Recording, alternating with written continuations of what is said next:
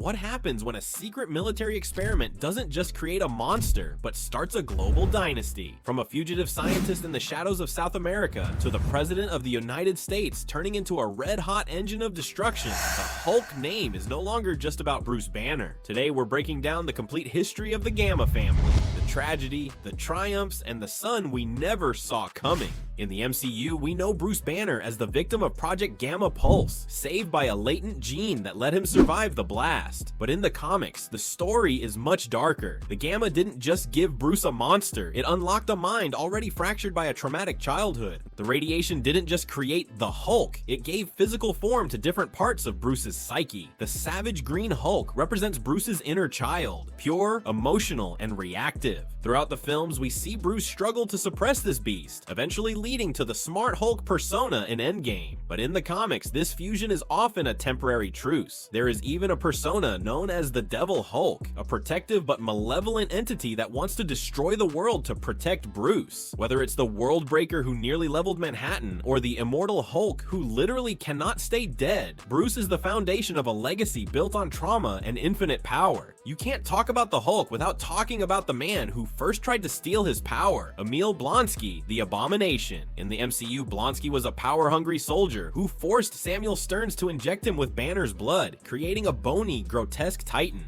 In the comics, the Abomination's origin is even more deliberate. He was a KGB spy who intentionally hid himself with a massive dose of Gamma. Unlike the Hulk, Blonsky's transformation is permanent. He can never return to human form. While he is initially stronger than a calm Hulk and retains his full intelligence, he lacks the Hulk's infinite rage scaling. Over the years, we've seen him evolve from a mindless brute in Harlem to a reformed cult leader who writes haikus. He serves as the ultimate cautionary tale, the man who got exactly what he wanted, the power of a god, only to be trapped in the body of a monster forever. One of the most fascinating layers of Banner's mind is the Grey Hulk, also known as Joe Fixit. While the MCU's Smart Hulk is a blend of Bruce's brain and Hulk's body, Joe Fixit is something else entirely. In the comics, the Grey Hulk was actually the original intended version of the character, but he eventually became a distinct personality representing Bruce's repressed teenage desires, the side of him that wants to be selfish, cool, and a bit of a jerk. Unlike the Green Hulk, Joe is smaller and only transforms at night. He moved to Las Vegas to work as a casino enforcer, trading tattered purple pants for tailored double-breasted suits and fedoras. Joe isn't a hero. He's a street-smart wise guy who would rather bribe a witness or use a Tommy gun than throw a punch. He possesses a level of cunning that Bruce often lacks, proving that gamma radiation doesn't just amplify muscles. It can amplify the darkest, slickest parts of the human ego. But if Joe Fixit is the weakest version, the World Breaker Hulk is the absolute peak of destruction. This isn't just a persona, it is a state of pure, limitless gamma saturation. Born from the tragedy of the World War Hulk storyline, this version of Banner returned to Earth after losing his wife and kingdom on Sakaar. The World Breaker is so powerful that he radiates gamma energy in waves, melting the ground beneath his feet just by standing still. In the comics, a single footstep from the World Breaker was enough to cause earthquakes across the entire eastern seaboard. He defeated the Avengers, the Fantastic Four, and even the Sentry, proving that when Bruce Banner stops holding back, he isn't just a threat to a city, he's a threat to the structural integrity of the planet itself. This is the version of the Hulk that fans are dying to see in the MCU, representing the true Omega-level potential of the Gamma gene. Bruce's cousin, Jennifer Walters, changed the game by proving that Gamma doesn't have to be a curse. Whether it was the emergency blood transfusion from the comics or the accidental exposure in the MCU, Jen's transformation bypassed the mental instability that plagued Bruce. Because Jen didn't have a fractured psyche, she retained her full intelligence and personality. This allowed her to become a pioneer of meta-heroics. In the 1980s, long before Deadpool, She-Hulk was breaking the fourth wall, literally stepping out of the comic panels to yell at the writers for giving her a bad plotline.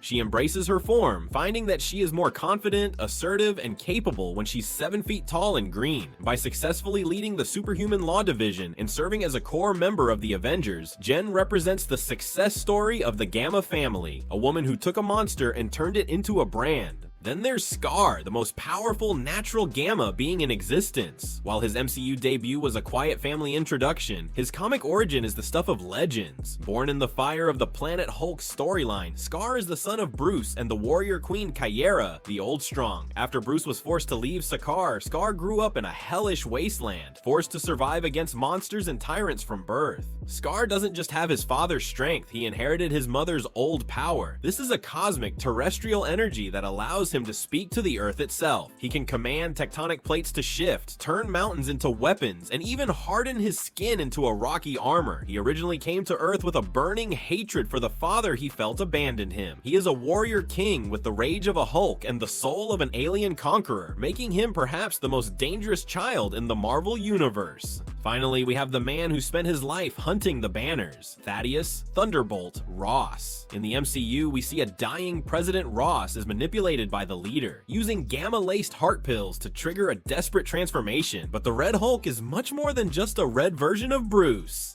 The Red Hulk was designed by a cabal of geniuses called the Intelligentsia to be the ultimate Hulk killer. His power set is unique. He doesn't just get stronger with rage, he gets hotter. He emits massive thermal radiation capable of turning a desert into a floor of glass in seconds. Even more terrifying is his ability to absorb energy. In the comics, Red Hulk has successfully drained the gamma from the Hulk and even siphoned the power cosmic from the Silver Surfer. Unlike Bruce, Ross retains his tactical military mind. He doesn't roar, he strategizes. He uses his presidential authority and his monster-level strength to act as a one-man army. When he transformed on the White House lawn, it wasn't just a political disaster. It was the moment the world realized that the man who spent 17 years hunting monsters had finally become the most tactical and efficient monster of them all. From the street-smart Grey Hulk in the Vegas shadows to the planet-shaking World Breaker and the Red Hulk in the Oval Office, the Gamma Dynasty is the most complex bloodline in Marvel history. Each member represents a different way to handle the power of the atom. Bruce's tragedy, Joe's cunning, Jen's confidence, Scar's legacy, and Ross's obsession.